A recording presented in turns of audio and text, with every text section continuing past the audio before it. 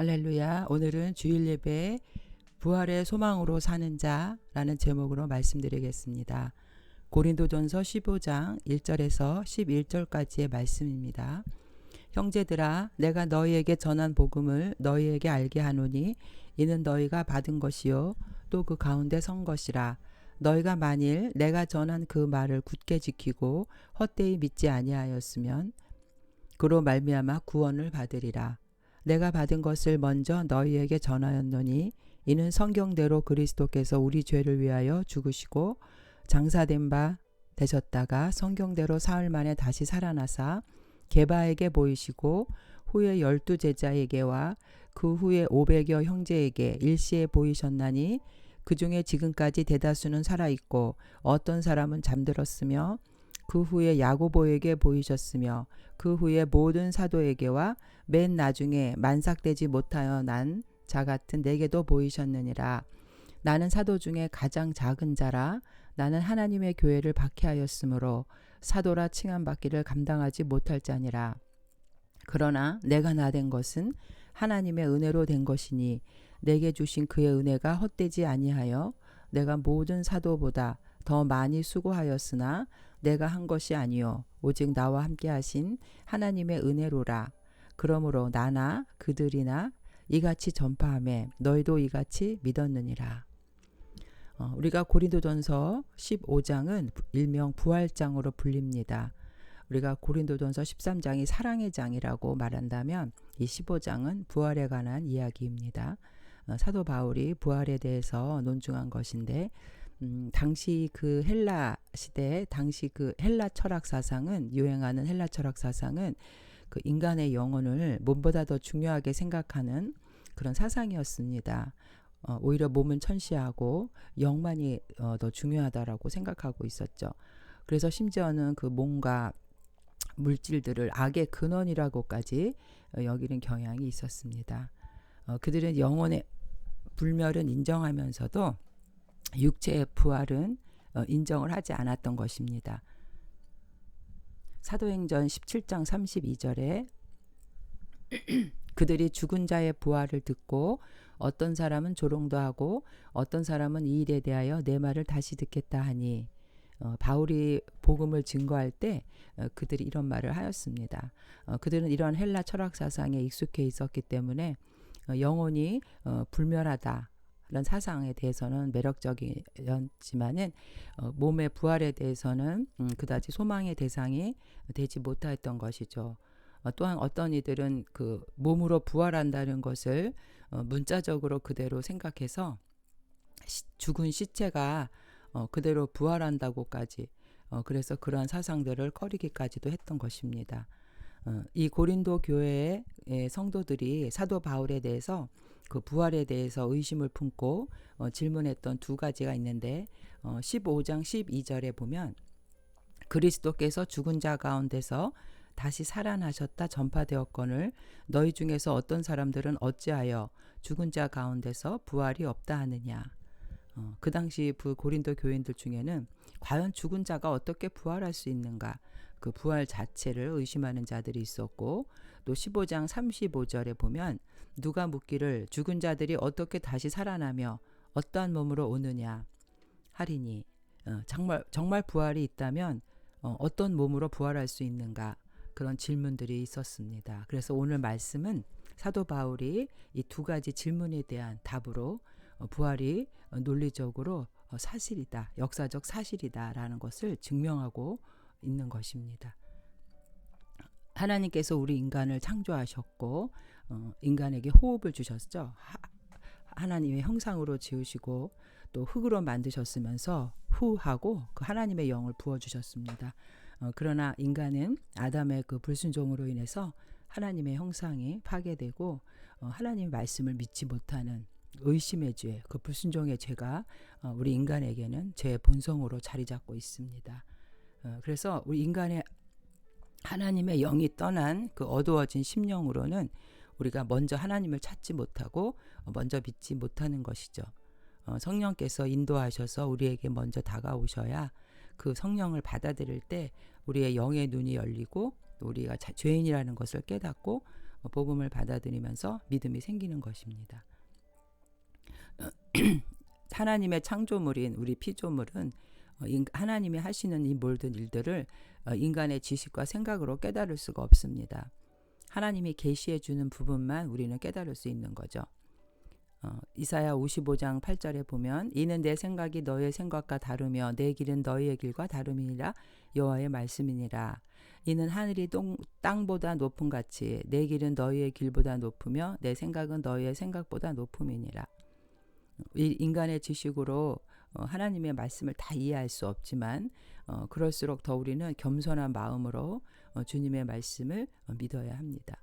오늘 말씀은 사도 바울이 그리스도의 복음의 핵심인 십자가의 죽음과 부활에 대해서 논증을 하고 있는 내용입니다. 바울은 이 부활이 역사적인 사실이며 확실하다는 것을 세 가지로 증명하고 있습니다. 첫째는 그리스도의 부활은 구약에서부터 신약에 이르기까지 성경에 근거한 것이라는 거죠. 1절에서부터 3절까지의 말씀으로 복음에 대한 바울이 전한 그 복음에 대한 그 내용을 4절에서 15장 1절에서부터 4절까지 복음의 내용과 자신이 받은 그 복음이 성경에 나오는 그 복음의 근거한 것이라는 것을 제시하고 있습니다. 두 번째는 이 부활에 대한 복음이 바로 그 사도들의 증언, 살아있었던 그 증언들, 베드로, 12제자, 주의 형제 야고보, 500여 형제, 사도 바울 자신 등이 목격한 그 증인들에 의해서 입증되는 확고한 역사적 사실이라는 것이죠. 그리고 마지막으로는 사도 바울은 바로 자기 자신이 그 정체성에 변화된 부활의 증거다. 자기가 복음을 통해서 변화되고 그 많은 수고를 통해서 그 부활의 열매라고 증거하고 있는 것입니다.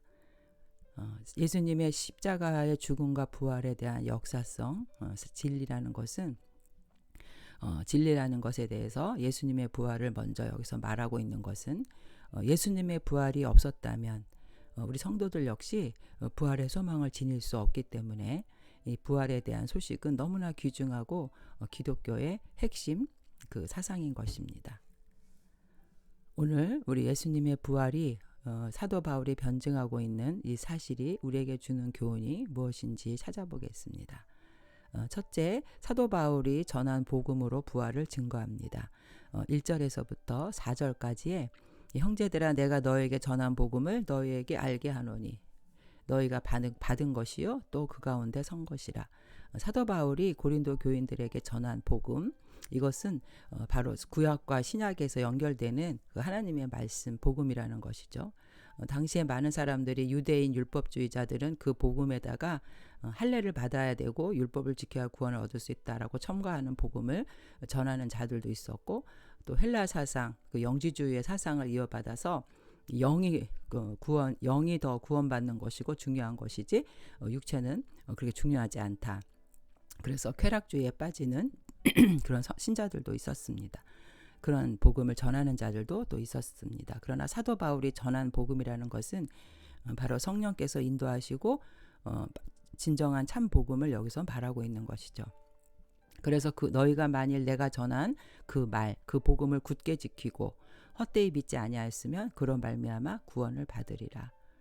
내가 받은 것을 먼저 너에게 전하였노니 이는 성경대로 그리스도께서 우리 죄를 위하여 죽으시고 장사 지낸 바 되셨다가 성경대로 사흘 만에 다시 살아나사. 바울이 전한 복음은 바로 부활의 복음입니다. 이 부활의 복음을 믿어야 바로 구원을 얻는다는 것이죠. 그리스도의 부활이 역사적 사실임을 입증하기 위해서 첫 번째로 제시한 내용은 바로 복음입니다. 바울이 전한 그 부활의 복음, 그것이 바로 그 부활을 믿어야 구원을 얻는다는 것이죠. 여기서 바울이 전한 복음 했을 때 우리가 이 복음이라는 것은 유앙겔리온이라고 해서 당시에는 이것이 두 가지 의미가 있었습니다.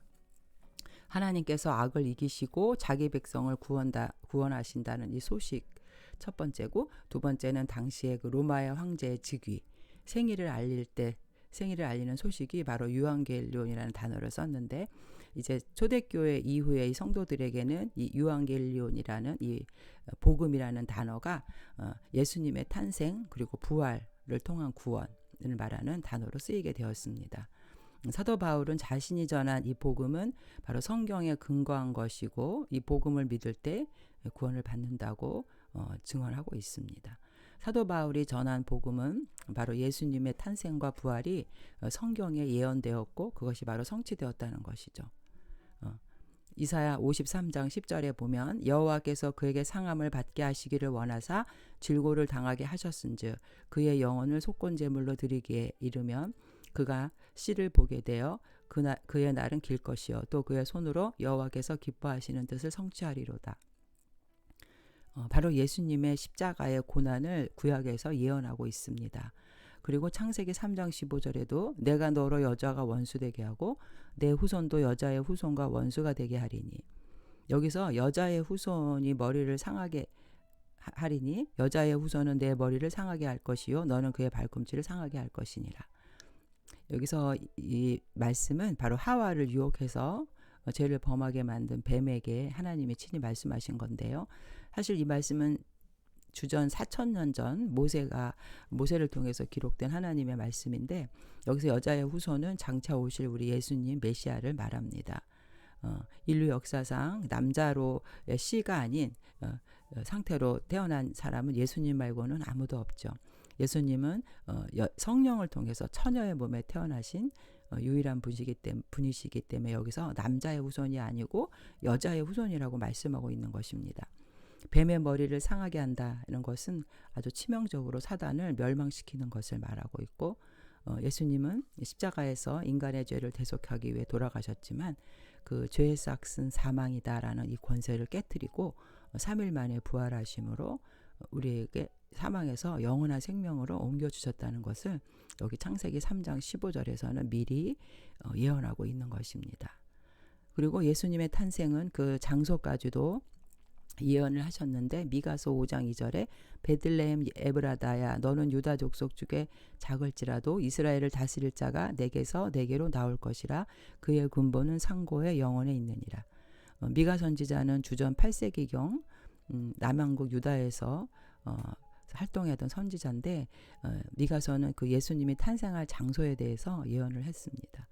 이것은 바로 예수님께서 베들레헴에서 탄생한 것으로 바로 그 예언은 이루어졌습니다. 그리고 이사야 7장 14절에도 그러므로 주께서 친히 징조를 너희에게 주실 것이라 보라 처녀가 잉태하여 아들을 낳을 것이요 그의 이름을 임마누엘이라 하리라. 이사야 선지자도 주전 이제 740년에서 690년 정도 남왕국 유다에서 활동한 선지자인데 예수님의 그 탄생과 그 예언의 말씀을 선포한 선지자입니다. 선지자 미가가 예수님의 탄생 장소를 예언했다면은 이사야 선지자는 이제 오시는 방법과 그 이름에 대한 그 예언을 하고 있는 것이죠.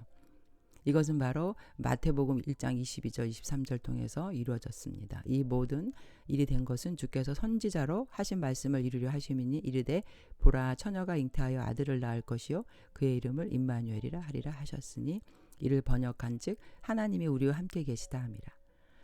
정말 700여 년 전에 이 이사야 선지자의 말씀이 바로 이루어진 거죠. 1세기 예수님의 탄생이 이루어진 것입니다. 이처럼 사도 바울은 구약과 신약에서 예언한 그 복음을 통해서 예수님이 십자가에 죽으시고 부활하신 그 메시아라는 것을 성경에 근거해서 증거하고 있습니다. 결국 그 복음의 내용은 여기서 본문에서 말하고 있는 것처럼 그리스도께서 나의 죄를 위해서 돌아가셨고 장사 지낸 바 되었다가 사흘 만에 다시 살아나신 것. 이것이 바로 복음의 내용이며 이 복음의 내용을 바로 믿어야 구원을 받는다는 것입니다.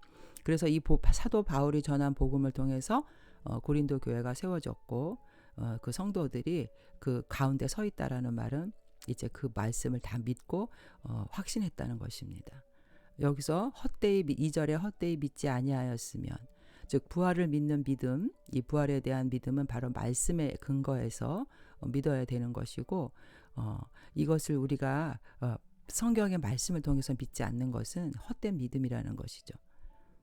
사실 사도 바울의 복음은 예수 그리스도 부활에 관한 것으로서 예수님께서 세상 권세를 잡은 사탄에 대한 죽음, 사단에 대한 권세를 이기신 것입니다. 굴하지 않고 살아나셨고 하나님의 백성들을 지혜에서 구원하신다는 이 복된 소식이 바로 사도 바울이 말하고 있는 것이며 부활에 대한 신앙 없이 구원에 대해서 그저 막연히 아는 것으로는 복음을 바로 헛되이 믿는 거라고 바울은 말하고 있습니다. 두 번째 바울이 부활에 대한 논증은 예수 그리스도의 부활을 목격한 많은 증인들이 있다는 것입니다. 그리고 그 증인들이 그들 가운데 상당수가 생존하고 있다는 거죠.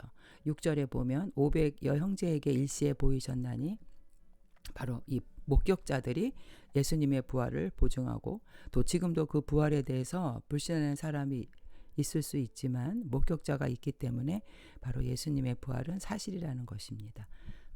심지어 예수님의 부활을 목격한 사람들 중에는 그 예수님의 시신을 감시하던 사람들도 있었습니다. 그 감시하던 사람들도 간접적으로 보면 바로 예수님의 부활의 목격자가 되었어요. 마태복음 27장 54절에 백부장과 및 함께 예수를 지키던 자들이 지진과 그 일어난 일들을 보고 심히 두려워하여 이르되 이는 진실로 하나님의 아들이었도다 하더라.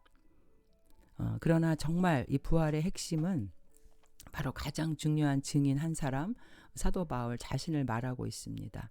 9절에서부터 12절까지는 8절에부터 맨 나중에 만삭되지 못하여 난 자 같은 내게도 보이셨느니라. 나는 사도 중에 가장 작은 자라. 나는 하나님의 교회를 박해하였으므로 사도라 칭함받기를 감당하지 못할 자니라. 사도 바울이 만삭되지 못하였다고 했던 것은 바로 바울은 예수님의 그 살아계셨던 그 공생의 기간에 함께 하지 못했고 그 육신의 주님을 만나보지도 못해서 사도 자격을 완전히 갖추지 못했다고 생각하였던 것 같습니다. 그리고 자신이 바로 그 예수님을 메시아인지를 알아보지 못하고 그 믿는 자들을 핍박했기 때문에 누구보다 앞장서서 기독교 신앙을 핍박하던 바울이 바로 그 만삭되지 못한 자여 작은 사도라 라는 말로 자신을 표현하고 있는 것입니다. 그러나 사실 누구보다도 앞장서서 이 복음을 전하는 자가 바로 헌신적인 복음 전도자로 변해서 주님의 큰 일을 감당했던 것이 사도 바울이었습니다. 왜냐하면 그는 결국 다메섹 도상에서 부활하신 주님을 만나고 변화되었기 때문입니다.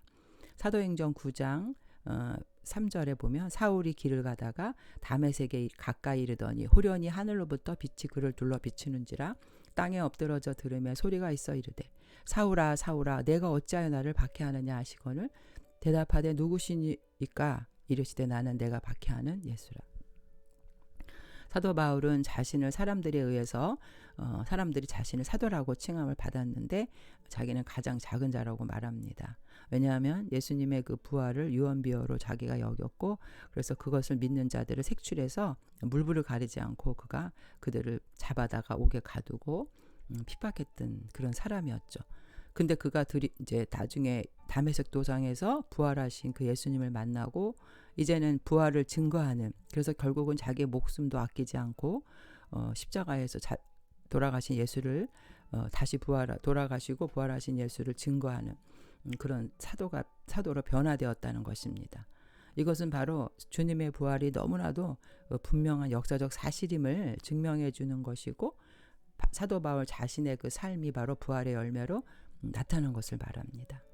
사도 바울은 그 신약 성경 27권에 14권을 저작한 사람이고 전도 여행, 4차 전도 여행으로 유대에서부터 터키, 그리스, 이탈리아까지 그가 배를 타고 이동한 거리만 해도 2만 킬로나 된다고 합니다. 30세 정도의 다메섹에서 부활하신 주님을 만나고 60세의 그 로마에서 교수형, 그 단도대에서 순교를 하기까지 그런 30년 동안 거의 여행을 다니면서 전도를 한 삶으로 그의 삶을 마감했던 것이죠. 그래서 10절에 그러나 내가 나아된 것은 하나님의 은혜로 된 것이니 내게 주신 그의 은혜가 헛되지 아니하여 내가 모든 사도보다 더 많이 수고하였으나 내가 한 것이 아니요 오직 나와 함께 하신 하나님의 은혜로라. 그러므로 나나 그들이나 이와 같이 전파하며 너희도 이같이 믿었느니라. 은혜가 헛되지 아니하다라는 것은 바로 그것이 하나님의 주신 은혜며 부활의 그 복음을 통해서 믿음으로 나타난 결과입니다. 바울의 은혜는 내가 바로 나된 것이죠.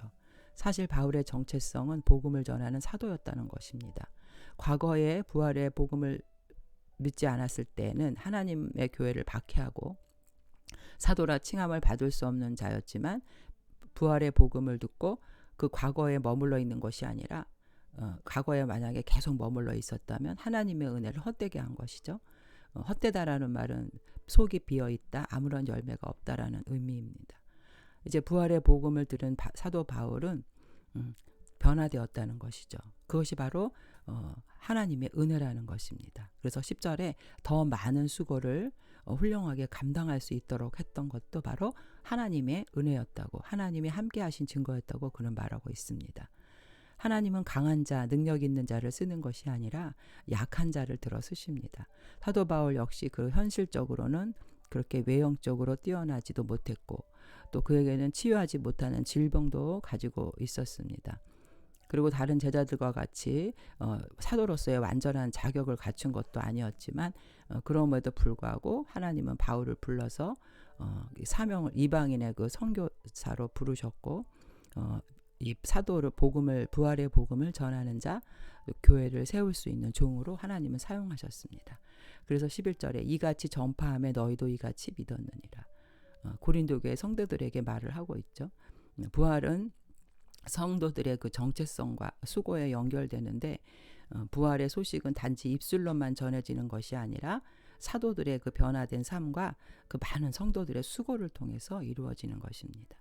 그리고 이러한 수고는 인간적인 노력이나 희생이 아닌 하나님의 함께 하심으로 주는 은혜인 것이죠.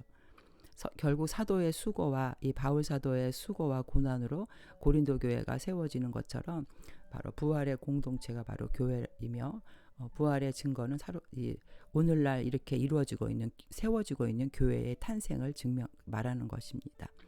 교회가 탄생하게 된 것은 예수님의 피값으로 세워졌고 이제 그 예수님의 부활로 생명을 가지고 확장되어 나가는 것입니다. 예수님은 십자가 대속 사건 이후에 3일 만에 부활하셔서 문을 걸어 잠그고 낙심해서 떨고 있던 그 제자들에게 나타나셨습니다. 부활의 몸으로 나타나셔서 평강하라 하시며 성령을 부어주셨죠. 그리고 다시 사명의 은혜를 주신 것입니다. 그래서 제자들은 이제 성령의 충만함으로 능력의 증인으로 다시 복음을 전하고 부활의 공동체 교회를 세워나갔습니다. 그리고 땅끝까지 이르러 주님의 증인이 되었습니다. 마태복음 28장 20절에 내가 너희에게 분부한 모든 것을 가르쳐 지키게 하라. 볼지어다 내가 세상 끝날까지 너희와 항상 함께 있으리라 하시니라. 부활하신 주님이 지금도 하나님 보좌 우편에서 우리를 성령을 보내주셨고 우리를 위해 중보하며 기도하고 계십니다. 우리는 이 부활의 소망을 증거하는 자, 바로 사도 바울이 끝까지 이루다가 갔던 그 사명을 우리도 계속 이어받아서 이 부활의 증인의 삶을 살아야 되는 것입니다. 부활은 바로 이렇게 정체되어 있는 삶이 아닌 변화된 삶이며 열매입니다. 그리고 부활의 소망을 가지고 모인 공동체가 바로 교회인 것이죠. 오늘 본문에서 사도 바울이 말하고자 하는 그 증거는 그리스도의 그 부활은 결코 환상이나 사람들이 만들어낸 조작의 결과가 아니라 너무나 분명한 역사적 사실이라는 것을 강조하고 있습니다. 그리고 부활의 소망을 가진 성도들이 모인 교회의 역할은 바로 이 주님의 부활을 참되게 증언함으로써 하나님이 주신 영원한 생명의 가치, 소중함, 그것을 전하는 자들이 되어야 한다는 것입니다. 주님이 주신 가장 위대한 은총의 선물은 이 세상에서 우리가 먹고 마시고 누리는 세상의 부귀영화가 아닌 영원한 생명을 말하고 있는 것입니다. 그리고 우리가 부활을 체험하고 증거하는 것은 바로 나의 삶을 통해서 내 자신이 변화되는 것, 그것이 바로 부활의 열매라는 것입니다. 주님의 부활을 믿고 소망하는 자들은 바로 예수님의 진리와 함께 기뻐하고 하나님이 주신 그 생명과 의를 위해서 이것을 방해하는 악한 영 사단과 이 땅에서 영적인 전쟁을 벌이는 군사들입니다.